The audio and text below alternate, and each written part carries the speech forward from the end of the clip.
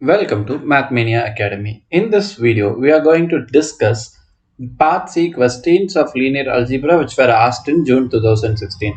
The first question says that V is a vector space of all complex polynomials P with degree of P smaller than or equals n.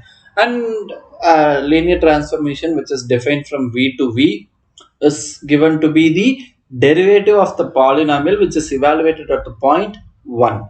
Okay, so generally a polynomial of degree at most n means it will take the form p of x equals a naught a1x etc till an to the power an x to the power n. So this is what we are going to have, and t is defined from v to v.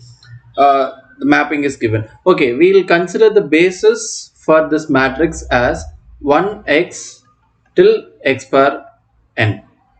Okay, it is clearly given that it is a vector space of complex polynomial, so we will treat it, and x is also a complex variable. It is given here, so we will have this as the basis elements. Now what is your t of 1? It is derivative of 1 is 0. Then what is your t of x? It is 1 which have to be evaluated at 1, that remains 1 itself. What is t of x square? It is 2x evaluated at the point x equals 1, so you would get 2. Then what is x cube? That is 3x square, which then evaluated at point 1 gives us 3. So in this way, if you find the image of x power n under t, you would get n times of x power n minus 1, which again evaluated at the point x equals 1 gives you n. If you put this in a matrix form, what are you going to get? So the first column would entirely be 0. In the second column we'll have 1 0 0 0, and in the third column we would have 2, the rest entry is 0, then 3, the rest entry is 0 till n. So this is the matrix T, because whatever is the polynomial which after differentiation, if you are evaluating the polynomial at, that is the derivative of the polynomial at a particular point, that ends up in a constant. So only in the first row we have some non-zero elements. This clearly tells us that rank of T is 1. Okay, basis has n plus 1 elements, therefore dimension of V is n plus 1. Rank of T plus nullity of T equals n plus 1. We know rank is 1, therefore the nullity is n. Okay, the nullity means dimension of kernel of T, which is n, and the dimension of range of T, that is 1. Okay, option 1 and 2 are correct. Moving to the next question, it is given that we have a vector space V which is a real vector space of polynomials degree less than or equal to D. Okay, and some element from the vector space is chosen, and we are defining norm of that vector. So a norm, you can very well treat norm as, norm can be defined via inner product as well. If you have studied basics, the complete functional analysis, you understand what norm is, right? So norm is basically a non-negative function which is defined from a vector space to a field and satisfies the non-negativity, triangle inequality, these conditions, right? Okay, now it is given that this defines a norm if and only if what. So this is what we'll have to check. Okay, how does the norm define here? Maximum of absolute of p evaluated at 0, the derivative evaluated at 0, etc till the kth derivative evaluated at 0. Okay, so what the notation is explained in the question itself. Okay, let us consider something. If it has to be, the first condition of the norm is norm of p is positive, actually non-negative, for all p in V, and this has to be equal to 0 if and only if the polynomial itself is a 0 polynomial, and we have alpha times of this p is same as that of absolute of alpha upon norm of p, and the last one is p plus q is smaller than or equals absolute of p, sorry, norm of p plus norm of q. These are the four conditions. Okay, let us go with if it is this norm p k, if it is a norm, then these conditions has to be satisfied. Let us check with this one. This gives us the requirement. Okay, so let me check this one. If it is so, let us basically assume that that defines a norm. Then what happens? Maximum of that whatsoever p at 0, the first derivative at 0, etc., till the kth derivative at 0 is 0. We are assuming norm is equal to 0. Then we'll have to prove the polynomial is 0. Okay, so this will tell us that the polynomial itself is 0. Okay, if it has to be true, okay, if it has to be true, what must be the case? All these are what? All these are non-negative quantities. Absolute value of anything is a non-negative quantity. We have maximum of all these quantities is 0, right? So all the quantity must be 0, but in among these quantities we have something which is a first derivative or the second derivative till the kth derivative of some polynomial. If you consider a polynomial p of x a naught a1x a2x square till ad x power d. Okay, if you find the first derivative, what happens? Okay, let us find the first derivative. What happens? It is a1 plus 2a2x till dad x power d minus 1. Then if you find the second derivative, then you would get what? 2a2 plus 6a3x, and it goes till d times of d minus 1 x to the power d minus 1. And when you find the dth derivative, then you would have d factorial multiplied with this ad.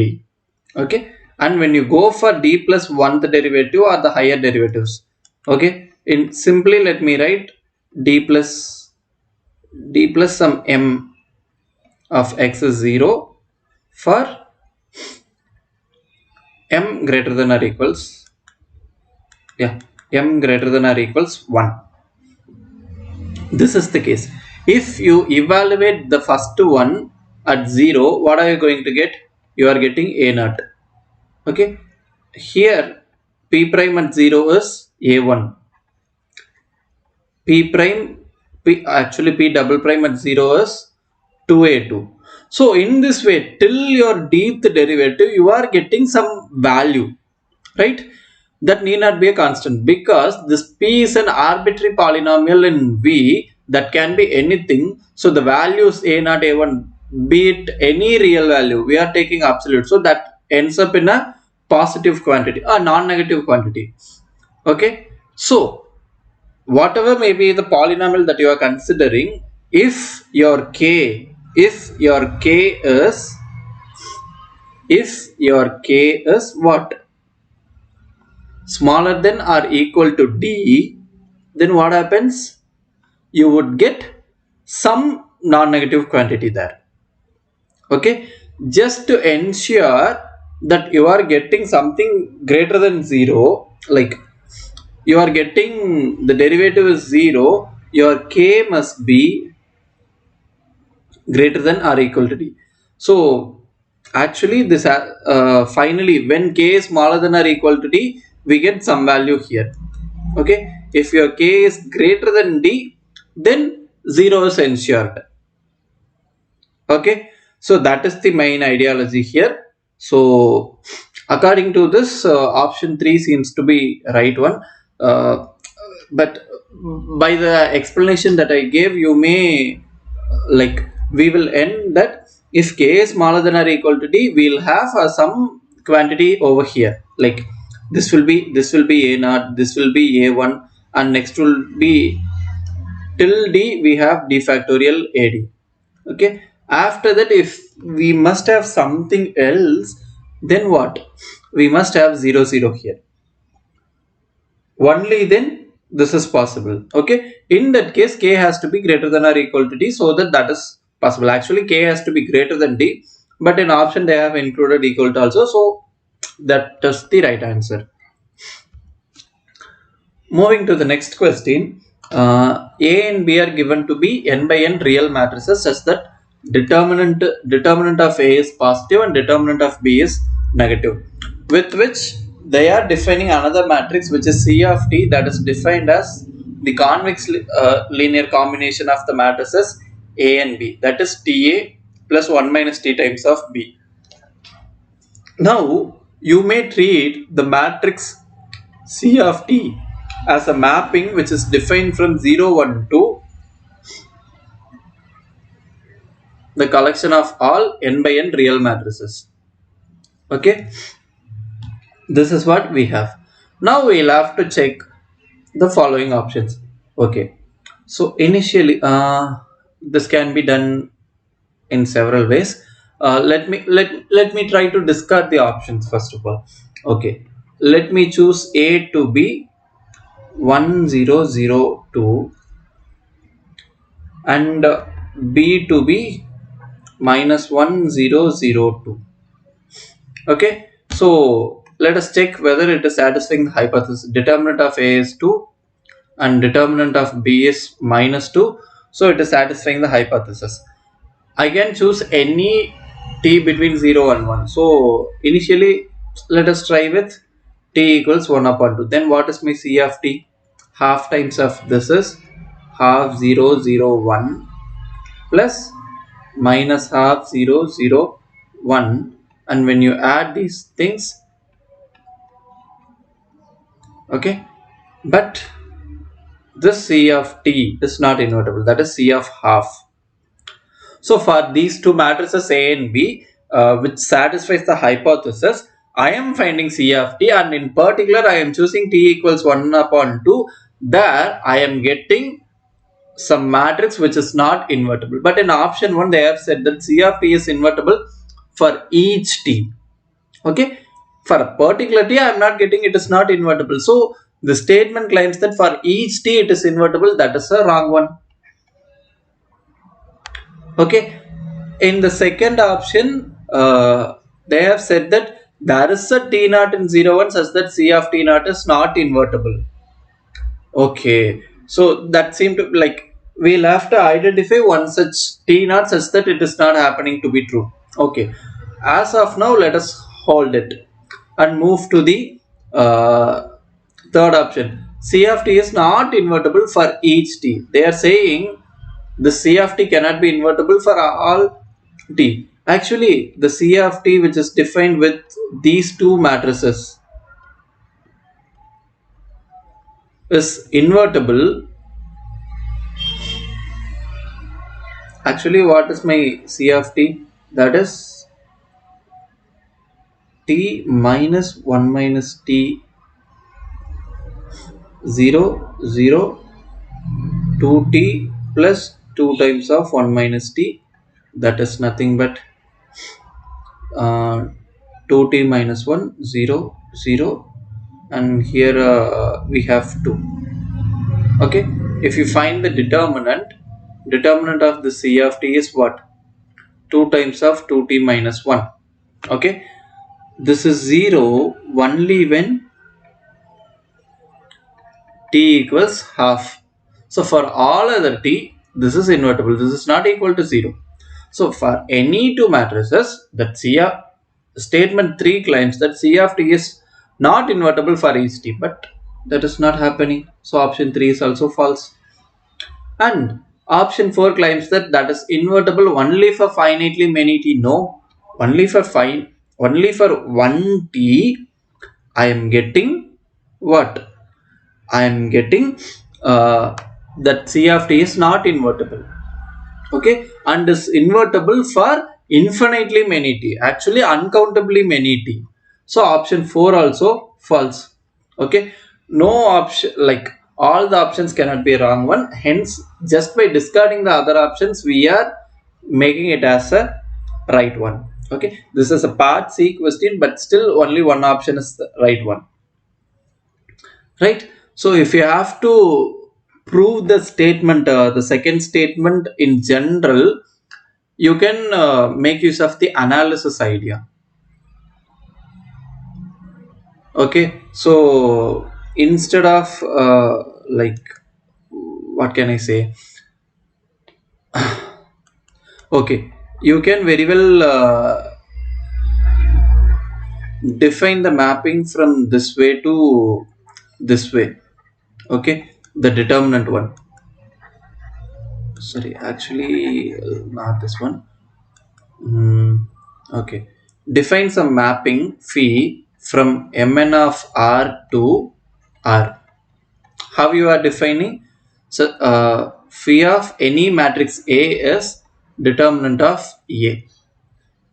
Okay, so this mapping is very well continuous.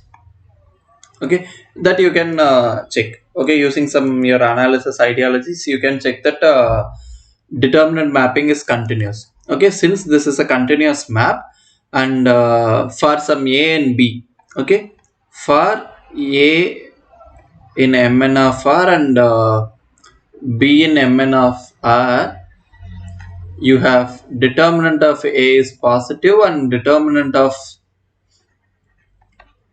B is negative. Okay, so you are able to identify one matrix C such that phi of C is mapped with 0. That you can done. That you can do. Okay, this C. So basically, let us say that C is defined in this fashion, and you are getting it.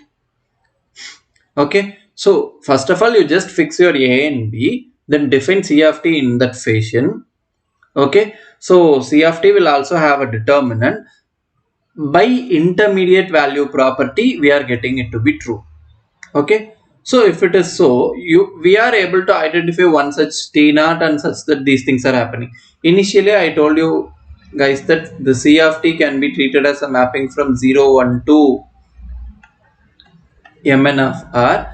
This mapping is also a continuous one. Okay, and the mapping that I have defined here is also a continuous one. So you can very well composite these two mappings to get a mapping like you can write it as C phi of T, which is defined. Okay, this may not be visible here. So you can composite these two mappings, and finally you would have some mapping that I am denoting it as C phi of T, which is defined from 0 1 to R in a way that uh, any value T maps to C of T, and this maps to the determinant of C of T. We'll have to define mappings in such a way that this is happening, and using intermediate value property we can identify one such element in this one. If we are using the intermediate value property, of course, what we can identify some C naught in the open interval 0 1 such that C phi of T is 0. That is what determinant of C of T is 0. When the determinant of C of T naught is 0, it means what? That is not invertible. That is what the option 2 claims. Okay, so moving to the next question. A is given to be n by n real matrix. We'll have to pick the correct statements from the following. Okay, A is simply given to be a n by n real matrix. Okay, that can be anything. A has at least one real eigenvalue. Not necessarily. If I choose my A to be 0 1 minus 1 0, then what? My characteristic polynomial is x squared plus 1, which does not have any real eigenvalue. This is the wrong one. Okay, coming to the second one, for all non-zero vectors VW in Rn, this is happening to be true. This is what the claim is. Okay, so for this,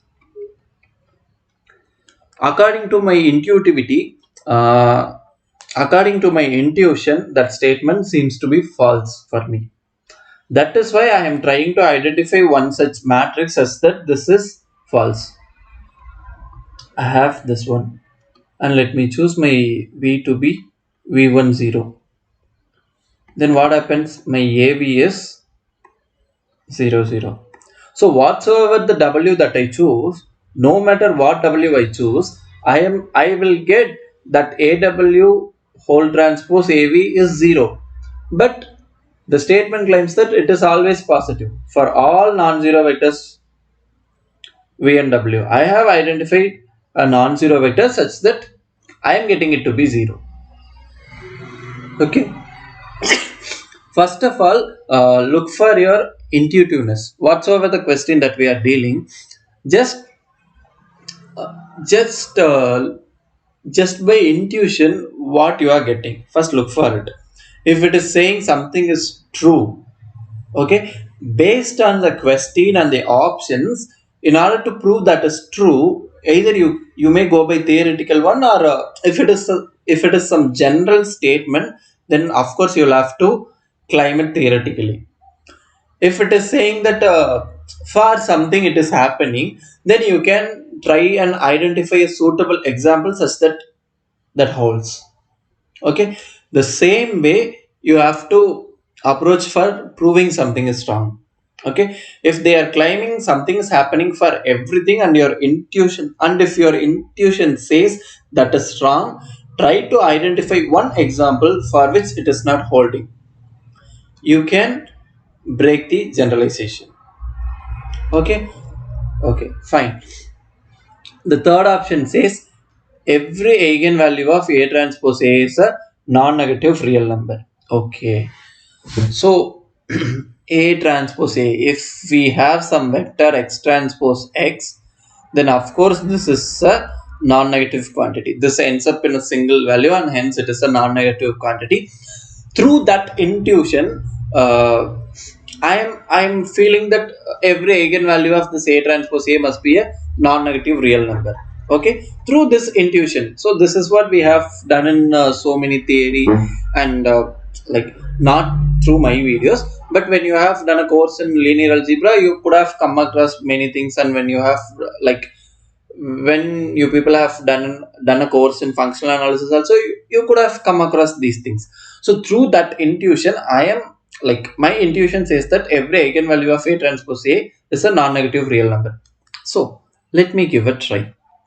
Let lambda be an eigenvalue of A.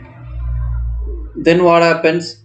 For this lambda, I am able to identify a non-zero eigenvector x such that Ax is lambda x. Right? For some in Rn. This is what I have identified. So now what am I doing is that, sorry, actually A transpose A, what? Yeah. So A transpose A. For A transpose A, I am choosing an eigenvalue. Now I just simply multiply X transpose with this.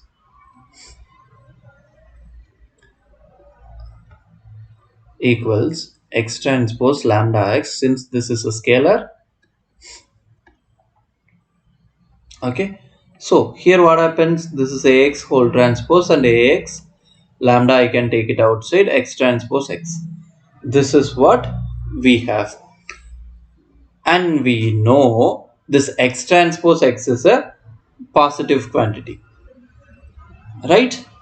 So this is a positive quantity, and X is a vector in Rn. Therefore this Ax is again a vector in Rn. So you can treat this as some other vector y, right? So basically what you have here is, this is something like y transpose y equals lambda X transpose X. This X and Y both are vectors in Rn, and this Y transpose Y and X transpose X are positive quantities. Okay, here what you have is this Y transpose Y is, sorry, I said positive, a non-negative quantity, and this X transpose X is also a non-negative quantity. These things force my lambda to be a non-negative quantity. Okay, that is what option 3 says, right? Every eigenvalue of A transpose A is a non-negative real number. Initially, I have identified a random eigenvalue of the matrix A transpose A. I just applied the definition of eigenvalue, okay, and I am able to claim that this is a non-negative quantity. Yes, good. Okay, all the eigenvalues of this identity plus A transpose A are of the form like, if A and B are two matrices such that A has, okay, suppose lambda A, okay, we know that what eigenvalues of identity is 1, okay, and all the, okay, this is an eigenvalue of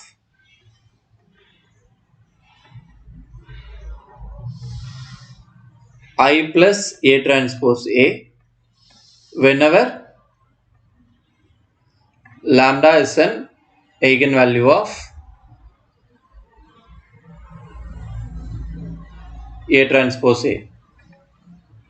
Okay, so we know that lambda is basically a non-negative quantity, hence 1 plus lambda is bigger than 1, which is a positive quantity. Okay, so all the eigenvalues of I plus A transpose A is a positive quantity, hence determinant of I plus A transpose A is positive, basically, which is not 0, which tells us that I plus A transpose A is invertible. Option 4 is also a true one. Okay, moving to the next question that says we have two different set of bases for the vector space Rn, and P is a n by n matrix with real entries. Okay, and when you operate the matrix P with the entries in the first set of bases, you are getting Bi. So the transformation matrix is given in P. Okay, and it is further given that every eigenvalue of P is either minus 1 or 1. And they have defined another matrix Q, which is identity plus 2P, with which we'll have to examine which of the following statements are true. Now, let us check these things. Since 1 and minus 1 are the eigenvalues of P, 2 and minus 2 are eigenvalues of 2P, which tells that 1 plus 2 and 1 minus 2 are eigenvalues of Q, isn't it? So that is what 3 and minus 1 are eigenvalues of Q. Okay, since 3 and 1 can be the eigenvalues of Q, determinant of Q can never be 0. So through these two things, what are the options are turning to be right ones? Every eigenvalue of Q is either 3 or 1. If P has minus 1 as well as 1 as eigenvalues, then Q will have 3 and minus 1 as eigenvalues. So nowhere there is a possibility of getting determinant of Q to be equal to 0. Hence, Q has to be invertible, right?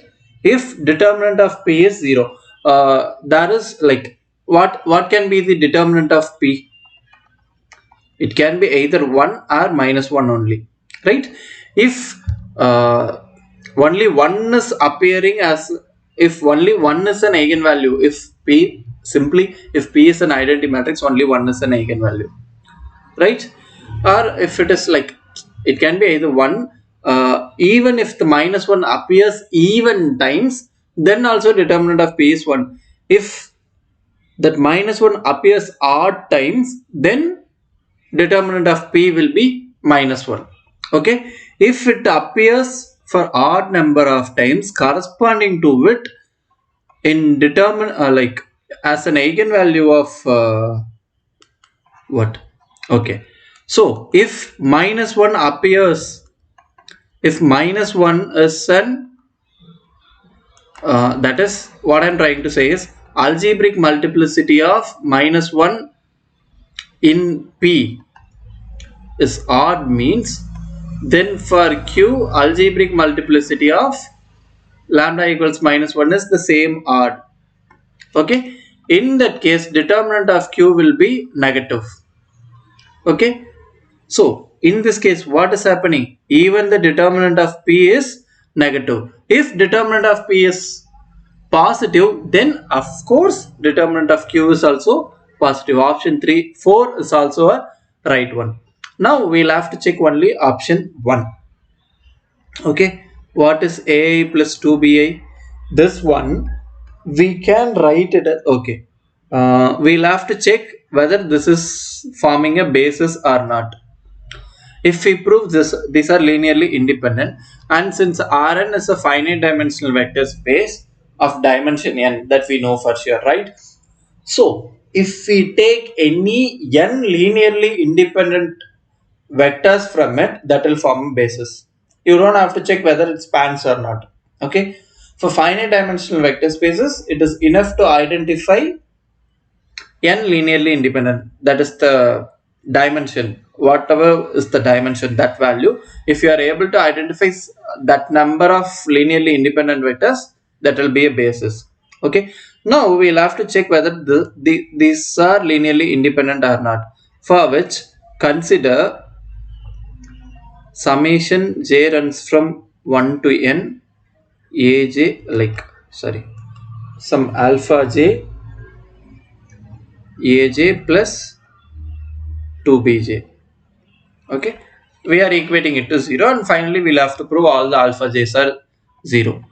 This is summation j running from 1 to n alpha j aj plus 2 times of bj. I am writing it as paj. Okay, then summation j running from 1 to n alpha j, this is identity plus 2p, and aj I am taking this side. Okay, this identity plus 2p has nothing to do with this j, so this identity plus 2p, you have to multiply this matrix with these things, alpha j aj equals 0. Now let us see whether this matrix can be a 0 matrix. 2p,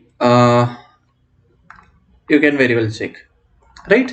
So this matrix identity plus 2p cannot be a 0 matrix, therefore this tells us that this one is 0, and we know this is linearly independent. The collection a1 till an is linearly independent. This forces alpha j is 0 for all j running from 1 to n. Okay, or you may simply have like what, so you can span this Rn with this a1 through an, hence in this place you may have anything, that sort of thing you can do. From here you can come to a conclusion that all the scalars that we have chosen, that is the alpha j's, are 0, hence the collection ai plus 2bi, where I running from 1 to n is also a basis.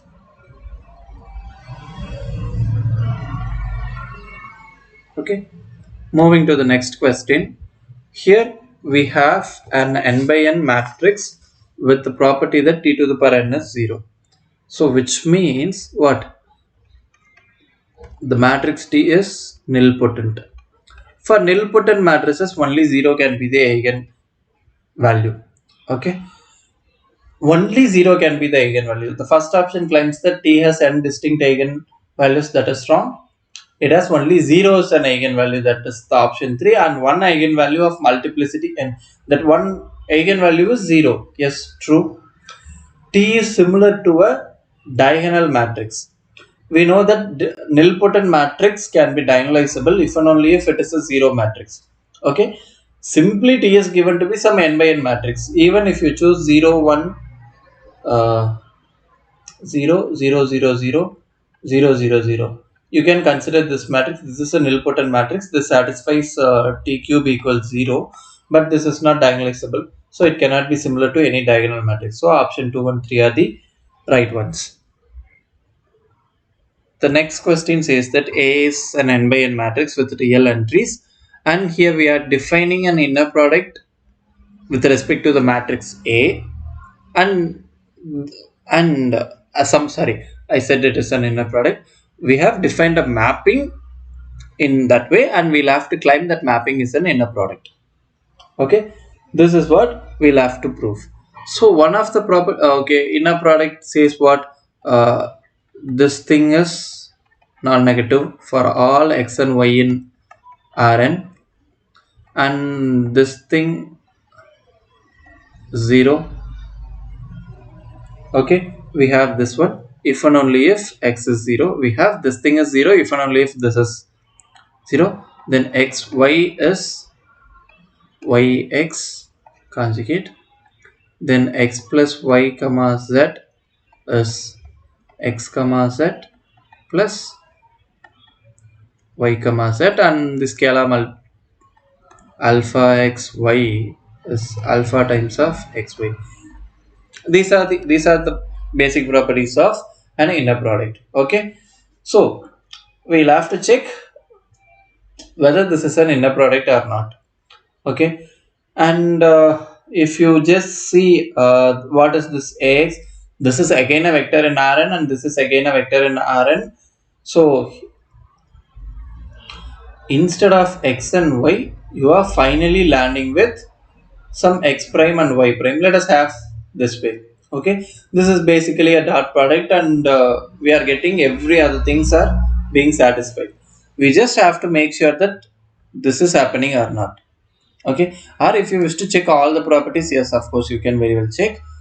Okay, so we must have ax is 0. This must claim ax is 0.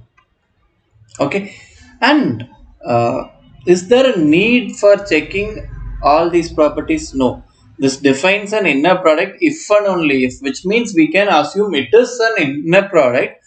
And what happens? So we'll have here, we'll have to study about the matrix A. We are not going to study about the mapping and checking whether it is an inner product or not. Okay, this is happening. If this is happening, okay, this is happening for what? If and only if x is 0. Okay, this will happen only when A is invertible. No matter what x you are choosing, okay, this has to be equal to 0 for what? Ax is 0. So whatsoever the A you choose, you must get it to be 0. In that case, what? Your x has to be equal to 0. That means your A has to be an invertible matrix. If your A is an invertible matrix and A is given to be a n by n matrix, hence it is a mapping from Rn to Rn. If it is an invertible matrix, then the nullity of A is 0. Okay, and rank of A is n. So rank of A is n and nullity of A is 0. This implies what? Kernel of A consists of only the 0 element. Okay, and we can't talk anything about the eigenvalues of A with the informations provided. So option discussing about option 3 and 4 are not possible. We must get that A has to be an invertible matrix.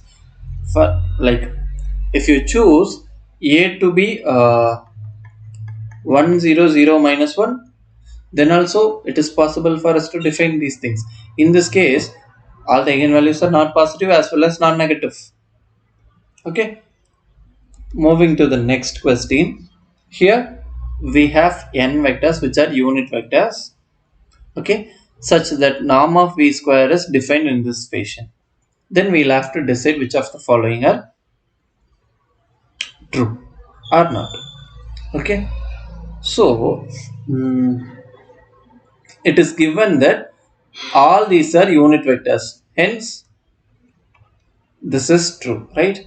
summation I runs from 1 to n, absolute of inner product Vi comma Vj whole square.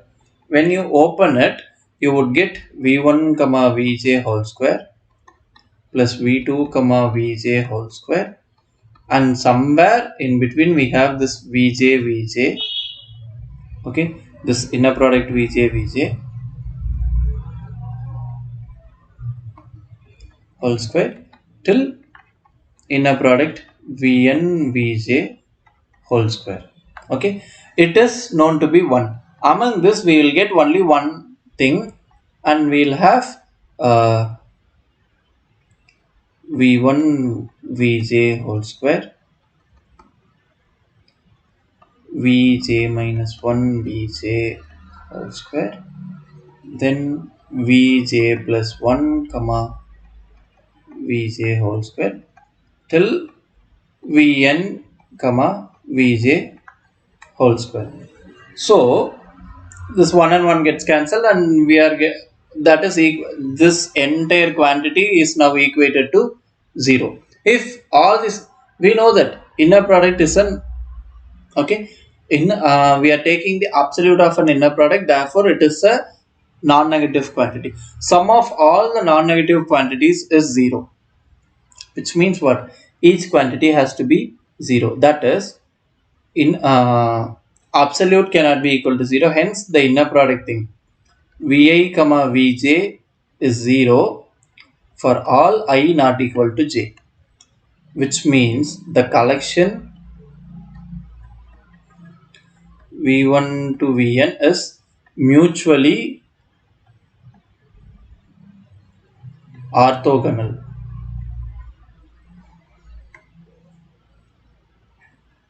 Right? This collection is a mutually orthogonal. So once you have an orthogonal set, and each vector is of unit length, then this forms an orthonormal set, okay, with which you can lead to a orthonormal basis. Okay, you have an, you can check for the linear independence that all thing will be true, therefore it forms a basis as well.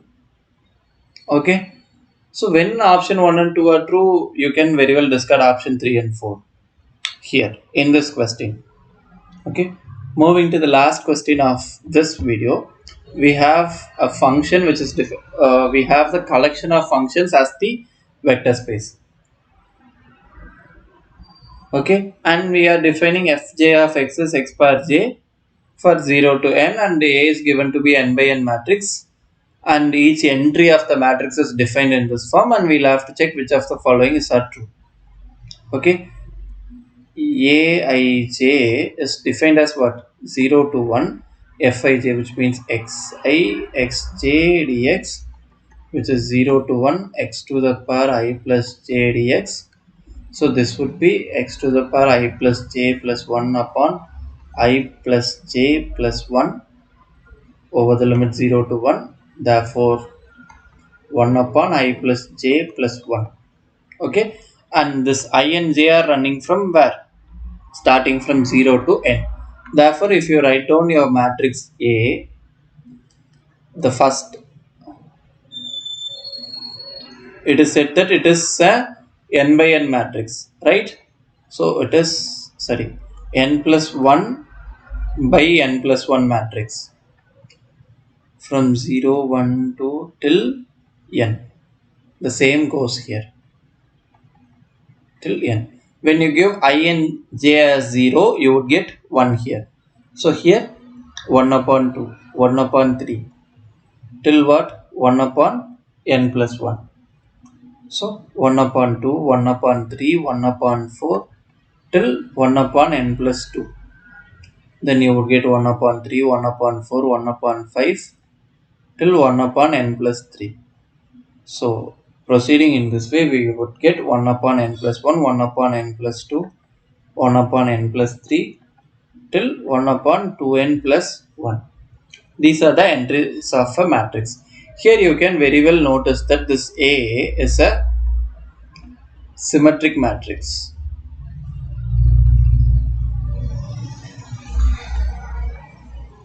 Okay, and here if you check this matrix, this is a positive definite.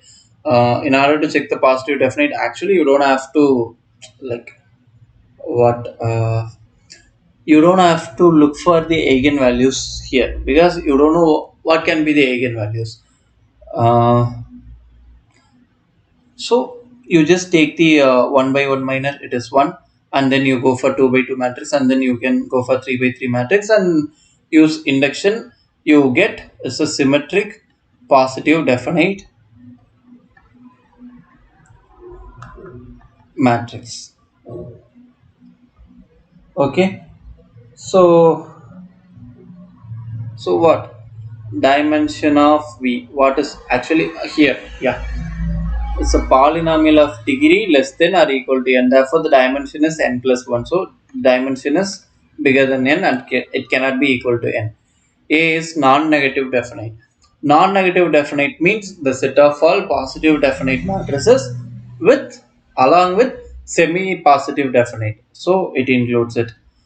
And yes, determinant is bigger than 0 for this matrix. Okay, just like that n can be anything, so you just fix your n to be equal to 1, 2, 3, and then generalize it. So option 2, 3, and 4 are the right options. Thank you.